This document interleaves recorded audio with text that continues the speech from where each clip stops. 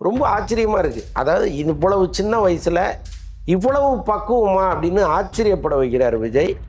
மூத்த தலைவர்கள் இருக்க வேண்டிய, அவங்க நடந்து கொள்ள வேண்டிய ஒரு விஷயத்தை ஒரு இளம் தலைவர் அவங்களுக்கு போதிக்கிறார்னு கூட நான் சொல்லுவேன். இப்போ திருமா வந்து தமிழகத்தின் மிக முக்கியமான தலைவராக இருக்கார், ஒரு பெரிய சமூக போராளியாக இருக்கார். இருந்தாலும் அவருக்கான அங்கீகாரம் இங்கே வழங்கப்பட்டுச்சான்னா இல்லை.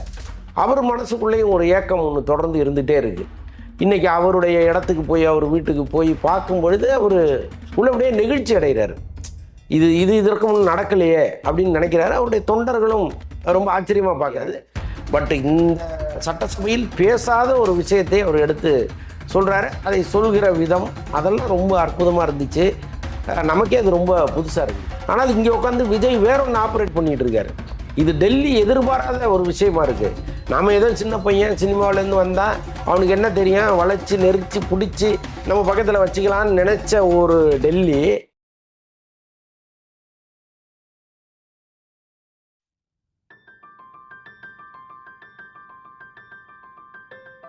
மூத்த பத்திரிகையாளர் அந்தனர் சார் நம்மளோட இணைஞ்சிருக்கார். வணக்கம் சார். வணக்கம். விஜய் அவர்கள் வந்து பொறுப்பேற்று விட்டார் முதல்வராக. அடுத்தடுத்து அவருடைய செயல்பாடுகள் எப்படி சார் இருக்குது? இன்னொரு பக்கம் என்ன சொல்கிறாங்க அப்படின்னா, என்ன அவர் யார் யாரெல்லாம் விமர்சித்தாரோ அவரை போய் சந்திச்சாருன்னு ஒரு பக்கம் சொல்கிறாங்க.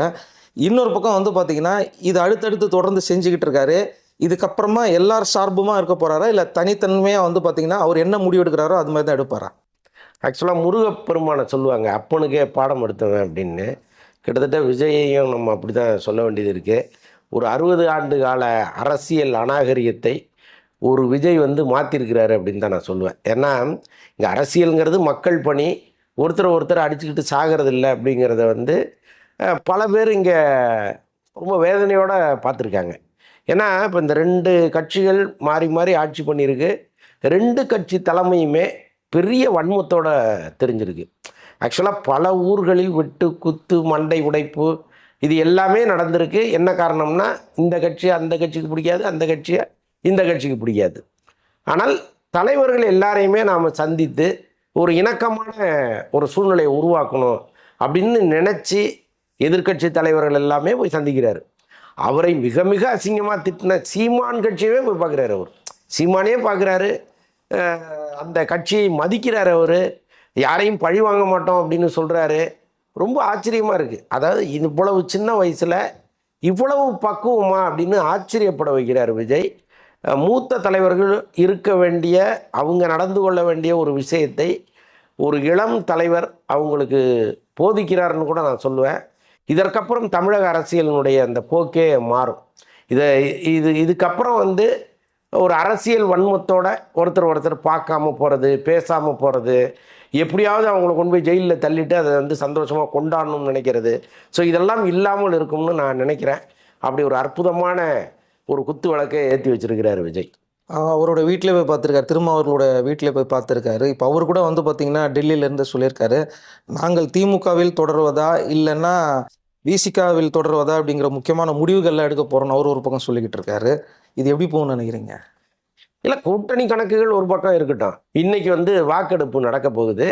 இன்றைக்கி யாரெல்லாம் விஜய்க்கு ஆதரவாக வாக்களிக்கிறாங்கன்னு நீங்கள் பாருங்களேன். ஏற்கனவே இங்கே ஒரு கணக்கு இருக்குது, இந்த கட்சி வாக்களிக்கும், இந்த கட்சி வாக்களிக்கும், இந்த கட்சி விஜய்க்கு ஆதரவாக வாக்களிக்கும்னு.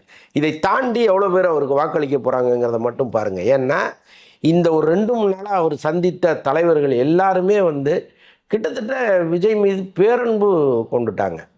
முக்கியமாக நம்ம இத்தனை காலம் அரசியலில் இருக்கோம், நம்மளை தேடி ஒரு முதலமைச்சர் வராருங்கிறது தான் அதில் ரொம்ப முக்கியமானது. விஜய் வராரு, அவர் சினிமாவில் ஒரு பெரிய சூப்பர் ஸ்டார் அப்படிங்கிறதெல்லாம் தாண்டி ஒரு முதலமைச்சர் நம்ம வீடு தேடி வந்துட்டார் அப்படிங்கிறத ரொம்ப ஆச்சரியமாக பார்க்குறாங்க. ஏன்னா இங்கே வந்து அப்படி தான் பல தலைவர்களை நடத்தியிருக்காங்க. இப்போ திருமா வந்து தமிழகத்தின் மிக முக்கியமான தலைவராக இருக்கார், ஒரு பெரிய சமூக போராளியாக இருக்கார். இருந்தாலும் அவருக்கான அங்கீகாரம் இங்கே வழங்கப்பட்டுச்சான்னா இல்லை. அவர் மனசுக்குள்ளேயும் ஒரு ஏக்கம் ஒன்று தொடர்ந்து இருந்துகிட்டே இருக்குது. இன்றைக்கி அவருடைய இடத்துக்கு போய், அவர் வீட்டுக்கு போய் பார்க்கும் பொழுது அவர் உள்ளபடியே நெகிழ்ச்சி அடைகிறார். இதற்கு முன் நடக்கலையே அப்படின்னு நினைக்கிறாரு. அவருடைய தொண்டர்களும் ரொம்ப ஆச்சரியமாக பார்க்குறாங்க. இன்னொரு பக்கம் வைகோ, திராவிட அரசியலின் மிக மூத்த ஒரு தலைவர். அவர் அப்படி ஒரு பீரங்கியாக முழங்கினவர். அவர் வீட்டுக்கு ஒரு முதலமைச்சர் போனதே கிடையாது. இந்த 60 ஆண்டு கால வரலாறுல போனதே கிடையாது. ஆனால் ஒருத்தர் போகிறார், அதுவும் முதலமைச்சராகி அன்னைக்கே போகிறாரு. ஸோ இதெல்லாம் ஒரு பெரிய ஆச்சரியத்தை ஏற்படுத்துது. ஸோ இப்படிப்பட்ட சூழ்நிலையில் இந்த வாக்கெடுப்புங்கிறதே வந்து ஒரு ஜஸ்ட் ஒரு ஃபார்மாலிட்டி தான். ரொம்ப அறுதி பெரும்பான்மையோட விஜய் வந்து உட்காருவார். கட்டாயமாக இந்த 5 வருடத்தை அவர் சந்தோஷமாக தொடருவாருன்னு நினைக்கிறேன். ஜேசிடி பிரபாகரை உட்கார வைக்கிறதுக்காக ஒரு குட்டி ஸ்டோரி ஒன்று சொன்னார். ஆமாம். அதை கேட்டு அவரே பயந்துட்டார். என்னங்க இந்த மாதிரி ஒரு ஸ்டோரி அவர் சொல்லார்னு எதிர்பார்க்கல. அந்த இடத்துல கை பிடிச்சி கொண்டு போய் விடும் போதோ அவர் சொன்னார், உதயநிதி அவர் கையை பிடிச்சி கூட்டு போய் விட்டார், அதை பார்த்தாரு. ஸோ இதெல்லாம் ரொம்ப ஒரு காம்ப்ரமைஸான இருக்குதா? ஒரு நார்மலாக ஒரு ஃப்ரெண்ட்லியான ஒரு சட்டசபையாக மாதிரி இருக்குல்ல சார்? இல்லைங்க, வழக்கமாக சபாநாயகரை வந்து அவை முன்னவரும் எதிர்க்கட்சி தலைவரும் தான் கொண்டு போய் உட்கார வைப்பாங்க. இது மரபு.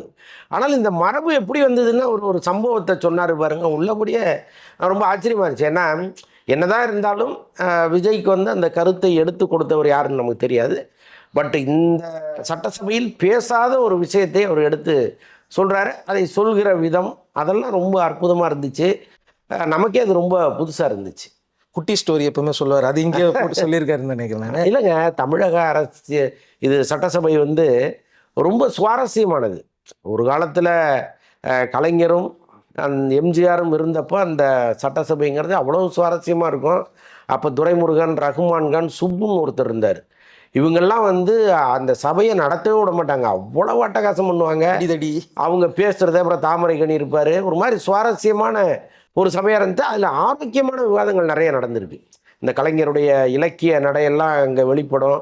அப்புறம் எதிரணியில் இருந்த நாவலர் நெடுஞ்செழியன், நாஞ்சில் மனோகரன், இவங்கெல்லாம் பேசுகிறதெல்லாம் அவ்வளவு சுவாரஸ்யமாக இருக்கும். ஸோ அப்படிப்பட்ட ஒரு சட்டசபை மீண்டும் வரும்னு நான் நினைக்கிறேன். ஏன்னா எப்போவுமே சண்டை சச்சரவுகள் இல்லாத ஒரு இடத்துல ஆரோக்கியமான விவாதங்கள் நடக்கும்போது இந்த மாதிரி சின்ன சின்ன காமெடிகள்லாம் ரொம்ப இயல்பானது. அதை வந்து விஜய் உருவாக்குவார்னு நான் நம்புகிறேன். அது மட்டும் இல்லாமல் இப்போ பெரிய டாக் ஆஃப் த டவுன் என்ன அப்படின்னு கேட்டிங்கன்னா அதிமுக தான். அதிமுகவில் வந்து பார்த்திங்கன்னா 2 பேர் இருக்காங்க. மாற்றி மாற்றி எங்ககிட்ட தான் வந்து பார்த்திங்கன்னா இந்த ரைட்ஸ் எல்லாம் இருக்குது, நாங்கள் தான் அதிமுக ரைட்ஸ், அவர் போய் பார்க்குறாரு. இல்லை என்கிட்ட தான் இருக்குது, நான் தான் அந்த தலைவர்னு அவர் போய் பார்க்குறாரு. இது எங்கே போய் முடியும் சார் இது ஆக்சுவலாக? இல்லைங்க, 2 அணியுமே எடப்பாடி தான் தலைவர்னு சொல்கிறாங்க. இது ரொம்ப வியப்பாக இருக்குது. ஆக்சுவலாக ஒரு அணி தனியாக பிரிஞ்சு வந்து ஒரு பெரிய உள்ள கிளர்ச்சியை ஏற்படுத்துகிறாங்க. இது வந்து நாங்கள் விஜய்க்கு ஆதரவு அளிப்போம் அப்படிங்கிற ஒரு முடிவை எடுக்கிறாங்க. இப்போ கொறடா வந்து எடப்பாடி பழனிசாமி அணியில் இருக்கார். அவர் தான் முடிவு எடுக்கணும். இப்போ அவர் யாருக்கு சொல்கிறாரோ அவங்களுக்கு தான் ஓட்டு போடணும். அப்போ மாற்றி போடும்போது இந்த எம்எல்ஏக்கள் கிட்டத்தட்ட ஒரு 28 பேர் எம்எல்ஏவாக தொடருவாங்களா, அல்லது வந்து அவங்கள தனியாக உட்கார வைப்பாங்களா? பல பிரச்சனைகள் இங்கே இருக்குது. அதெல்லாம் வந்து சபாநாயகர் தான் முடிவெடுக்க போகிறாரு. ஒருவேளை சபாநாயகரை தாண்டி நீதிமன்றத்துக்கு, உச்ச நீதிமன்றத்துக்கு போனாங்கன்னா என்ன நடக்கும்லாம் நமக்கு தெரியல. இது ஒரு பக்கம் பிரச்சனை போயிட்டு இருக்கும்போதே வேலுமணி மேலே வழக்கு பதிவு பண்ணிட்டாங்க. அதுக்குள்ளே என்னென்னா எடப்பாடி வந்து டெல்லியில் செல்வாக்காக இருக்காருங்கிறதுக்கான அறிகுறி தான் அதெல்லாம். இப்போ என்னை தாண்டி நீங்கள் விஜய்க்கு ஆதரவு அளிச்சிங்கன்னா, தாவேகாவுக்கு ஆதரவு அளிச்சிங்கன்னா நான் உங்களை எப்படிலாம் டிஸ்டர்ப் பண்ணுவேங்கிறதுக்கு அவர் ஒரு பக்கம் காய் நகர்த்துறாரு. இப்போ எல்லாம் சேர்ந்து ஒரு குழப்பத்தை ஏற்படுத்தும் தான் நினைக்கிறேன். ஆனாலும் ஒரு இருக்கிற எம்எல்ஏக்களில் ஒரு 1/3 வெளியில் வரும்பொழுது அது ஒரு அணியாக கருதப்பட்டு அதை வந்து ஏற்றுக்கொள்வார்கள்ங்கிறது தான் மரபாக இருக்குது. ஸோ அதனால் இது பெரிய விவாதத்துக்குரிய விஷயமா இருக்குது. சட்ட நிபுணர்கள் தான் அதை பற்றி பேசணும். இபிஎஸ் அவர்களை பார்க்காம வேலுமணியை போய் பார்த்தது டெல்லிக்கு எவ்வளோ பெரிய கோவத்தை ஏற்படுத்தியிருக்கோம் சார்? ஏற்படுத்தும்லங்க. இப்போ இந்த மாதிரி இக்கட்டான சுச்சுவேஷனை பயன்படுத்தி நாம் ஆப்ரேட் பண்ணணும்னு டெல்லியில் நினச்சிருப்பாங்க. ஆனால் இங்கே உட்காந்து விஜய் வேற ஒன்று ஆப்ரேட் பண்ணிகிட்டு இருக்காரு. இது டெல்லி எதிர்பாராத ஒரு விஷயமா இருக்குது. நாம் ஏதோ சின்ன பையன் சினிமாவிலேருந்து வந்தால் அவனுக்கு என்ன தெரியும், வளைச்சி நெரிச்சு பிடிச்சி நம்ம பக்கத்தில் வச்சுக்கலான்னு நினச்ச ஒரு டெல்லி இன்றைக்கி அவரே தன்னார்வத்தோட அல்லது தன்னெழுச்சே ஒரு வேலையை செய்கிறாரு. முன்னாள் முதலமைச்சரை போய் பார்க்குறாரு, அங்கே ஒரு சமரசம் ஏற்படுது. இப்படி பல இடங்களில் அவருக்கு எதிரான அந்த கொந்தளிப்பை அடக்கிட்டு அதுக்கப்புறம் ஒரு முக்கியமான வேலையை கையில் எடுக்கிறாரு, அதிமுகவை உடைக்கிறத. கிட்டத்தட்ட அதில் சக்ஸஸ் ஆகிட்டார். அப்போ என்னடா அது, நம்மெல்லாம் நினச்சது ஒன்று வேற ஒன்று நடக்குதுன்னு அவங்களுக்கு ஒரு கோபம் வரும்ல. ஸோ இதையொட்டி வேறு என்ன நடக்க போகுதுன்னு நமக்கு தெரியல. பட் இந்த நிமிஷம் விஜய் வந்து ஒவ்வொரு பாலாக அடிக்கிறார், 6 அடித்து தள்ளிக்கிட்டு இருக்காரு. ஏன்னா ஓப்பன் பண்ணால் வந்து பார்த்தீங்கன்னா இவர் எங்கே போகிறாருன்னு யாருக்குமே தெரியல. செய்தியாளர்களே சொல்லிட்டு இருக்காங்க, அடுத்தது இவர் எங்கே தாங்க போகிறதா இருக்கிறாரு அப்படின்ற மாதிரி அவங்களே பதட்டமாக வராங்க. அந்த மாதிரி எல்லா இடத்துலையும் ஒரு ரவுண்டு வந்துகிட்டு இருக்காரு ஆக்சுவலாக. அப்போ இபிஎஸ்ஐ சந்திக்க வாய்ப்பு இருக்கு. ஏன்னா திரும்ப சொன்னார், நீங்கள் போய் இபிஎஸ்ஐ கண்டிப்பாக போய் சந்திக்கணும் அப்படின்னு சொன்னப்போ சரின்னு சொன்னார். பிரேமலதா அவர்களை சந்திக்க தான் இருந்தார். அது திரும்ப தள்ளி போகுது. என்ன நடக்குது சார்? இல்லை, அவர் சந்திக்க தான் போகிறாரு. அவர் ஒரு முடிவு பண்ணிட்டார். எல்லா கட்சி தலைவர்களையும், தமிழகத்தில் இருக்கிற எல்லா கட்சி தலைவர்களையும் நாம் சந்திக்கணும்னு முடிவு பண்ணிட்டாரு. வீட்டுக்கு போய் சந்திப்பதுங்கிறது அவங்களுக்கு கொடுக்குற கௌரவம்னு அவர் நினைக்கிறார். இப்போ பிரேமலதாவை ஒரு சட்டமன்றத்திலே பார்க்குறாரு. வீட்டுக்கு போய் பார்க்கணுங்கிற அவசியம் இல்லை, ஆனாலும் அவர் வந்து அது ஒரு கட்டசின்னு நினைக்கிறார். எழுந்து நின்று மரியாதை வேறு கொடுத்தாரு. ஆமாம், இப்போ இருக்கிற சுச்சுவேஷனுக்கு இப்போ ஒரு வேலுமணி தலைமையிலான ஒரு குரூப்பு, சிவி சண்முகம் தலைமையிலான ஒரு குரூப் இங்கே வந்துருச்சு. அங்கே எடப்பாடி தலைமையிலான ஒரு குரூப் அங்கே தனியாக நிற்கிது. இப்போ போய் நீங்கள் இபிஎஸ்ஸை பார்த்தீங்கன்னா அது வந்து தேவையில்லாத ஒரு சர்ச்சையை ஏற்படுத்தும். ஏன்னா சிவி சண்முகத்தை பார்த்தாரு, இந்த குரூப் ஆதரவு தெரிவிக்குது. இப்போ நீங்கள் அங்கே போய் பார்த்தீங்கன்னா அது தப்பாயிரும். அப்போ அந்த சந்திப்புங்கிறது நாளைக்கு நடப்பதற்கு பெரும்பாலும் வாய்ப்பு இல்லை.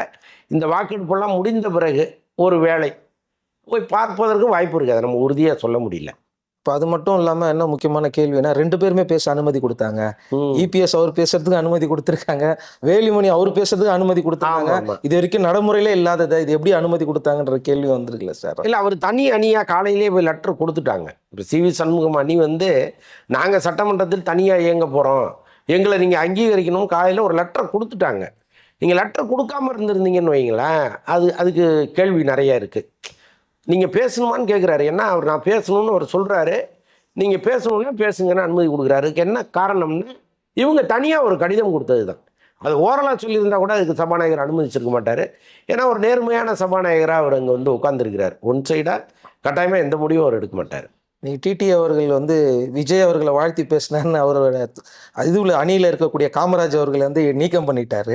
அவருக்கு என்ன அவ்வளோ கோவம்? ஏன்னா அவரே போய் சேர்ற மாதிரி தானே சார். இல்லைங்க, எவ்வளோ பெரிய கிளாரிட்டி இன்னைக்கு வந்திருக்கு பாருங்க. ஆக்சுவலாக தினகரன் வைத்த குற்றச்சாட்டு என்னன்னா, என்னுடைய எம்எல்ஏவை கடத்திட்டு போயிட்டாங்க, அங்கே கவர்னர்கிட்ட கொடுக்கப்பட்ட கடிதமே ஃபோர்ஜரி அப்படின்னு சொல்லி இதை ஒரு வழக்காக மாற்றி விஜய்க்கு பதவி பிரமாணமே பண்ண முடியாத அளவுக்கு ஒரு சூழ்நிலையை கிரியேட் பண்ணார். அப்போ இது எவ்வளோ பெரிய பொய் பார்த்தீங்களா? தினகரன் வந்து அவர் மேலே நமக்கெல்லாம் பெரிய மரியாதை உண்டு. என்னென்னா ஒரு அமமுகன்னு ஒரு இயக்கத்தை ஆரம்பித்தார். அதுக்கப்புறம் வந்து அந்த இயக்கத்தை வளர்ப்பதற்கான ஒரு வேலையை தான் அவர் பார்த்துட்ருக்காரே தவிர, நான் ஏற்கனவே இந்த கட்சியிலேருந்து வந்தேன், அந்த கட்சியை உடைக்கணும் அல்லது அந்த கட்சியில் போய் ஏதாவது டிஸ்டர்ப் பண்ணணும் அப்படின்லாம் அவர் நினைக்கவே இல்லை. என் அணி தனி அணி, நான் என் வேலையை பார்ப்போன்னு ஒதுங்கிட்டார். ஸோ அப்படி ஒரு டீசெண்டான அரசியல்வாதியாக இருந்தார். அப்படின்னு நினைக்கும் பொழுது இப்படி ஒரு இன்டீசெண்டான வேலையை அவர் பார்க்குறாரு. போய் சொல்லுவது தப்பு இல்லைங்க. அவருடைய வில்லிங்கில் இங்கே வந்திருக்காரு. முகத்தை மூடிட்டு உள்ளே போனவரே அவர் தான். அவர் வில்லிங்கில் வந்திருக்காரு, அந்த லெட்டரில் கையெழுத்து போட்டு கொடுத்துருக்காரு. அதுவே ஏன்ட்டார் அவர். ஸோ அப்படி ஒரு பொய்யை ஏன் சொல்லணும்? இப்போ வெட்ட வெளிச்சமாகி போச்சா? சட்டசபையில் சில விரும்பத்தகாத நிகழ்வுகள் நடந்துருச்சு அப்படின்னு அவரே சொல்கிறாரு. என்னுடைய முழு ஆதரவு உண்டுன்னு சொல்லிட்டாரு. ஸோ அப்படி இருக்கும்போது தினகரன் முகத்தில் கரியை பூசிட்டாருன்னு தான் சொல்லணும். ஓகே சார், இந்த சட்டசபை எப்படி நீங்கள் நடந்து முடியும்னு நினைக்கிறீங்க? இன்னும் வந்து பார்த்தீங்கன்னா பல கேள்விகள் அவர்கிட்ட கேட்க போகிறாங்க. மொத்த சட்டசபையுமே வந்து இதே அமைதியாக தொடரும்னு நினைக்கிறீங்களா? எனக்கு விஜயினுடைய அந்த இணக்கமான போக்கை பார்க்கும் பொழுது பெரிய அளவு அங்கே சண்டை சச்சரவுகள் வராதுன்னு தான் நான் நினைக்கிறேன். இன்றைக்கி காலையில் உதயநிதி ஸ்டாலினோட ஸ்பீச்சை பார்த்தீங்கன்னா அவங்களே வந்து நாங்கள் உங்களுக்கு நல்ல உறுதுணையாக இருப்போம், எங்களுடைய ஆலோசனைகளை கேட்டுங்க அப்படின்னு ரொம்ப பெருந்தன்மையாக சொல்கிறார். ஸோ அப்படி இருக்கும் பொழுது ஒரு இணைந்து பயணிக்கிற சூழ்நிலை தான் இந்த தமிழக சட்டமன்றத்தில் வரும்னு நினைக்கிறேன். கிட்டத்தட்ட இந்தியாவே திரும்பி பார்க்குற ஒரு சட்டமன்றமாக இது இருக்கும்னு நான் நினைக்கிறேன். என்ன காரணம்னா, திடீர்னு ஒருத்தர் வந்தார், அவரை யாருக்குமே பிடிக்கல. வர்றதுக்கு முன்னாடி அவர் குறித்து இங்கே வைக்கப்பட்ட மதிப்பீடே வேறையாக இருந்தது. அவருக்கு எதுவுமே தெரியாது, முட்டாள், இந்த கூட்டத்து கையில் வந்து நீங்கள் ஆட்சியை கொடுத்தீங்கன்னா தமிழ்நாடே சுடுகாடாயிடும்னு விமர்சிக்காத அரசியல்வாதிகளே கிடையாது. ஸோ அப்படிப்பட்ட சூழ்நிலையில் வந்து 2 நாளில் இந்த அரசியல் களத்தை முற்றிலுமாக மாற்றிட்டார். அவர் ஒரு இணக்கமான சூழ்நிலையை மொத்த சட்டமன்றத்திலையும் உருவாக்கி வச்சுருக்காரு. அப்போது இந்தியாவே வந்து என்னடா நாமும் ஒன்று நினச்சா அங்கே வேற ஒன்று நடந்துகிட்ருக்கே அப்படின்னு நினைக்கிற அளவுக்கு அவருடைய இந்த கடந்த ஒரு 2-3 நாட்களான செயல்பாடுகள் இருக்குது. ஸோ இதுக்கப்புறமும் இந்த 5 வருடம் வெறும் மக்கள் பணி மக்கள் பணி மக்கள் பணி, அதுக்காக எல்லாரையும் அரவணைச்சு நான் போவேன்னு ஒரு முடிவு எடுத்துட்டாருன்னா தமிழகம் இந்தியாவிலிருந்து முற்றிலும் மாறுபட்ட ஒரு மாநிலமாக இருக்கும். ஓகே சார், பல விஷயங்களை பேசிட்டோம். நன்றி சார். நன்றி.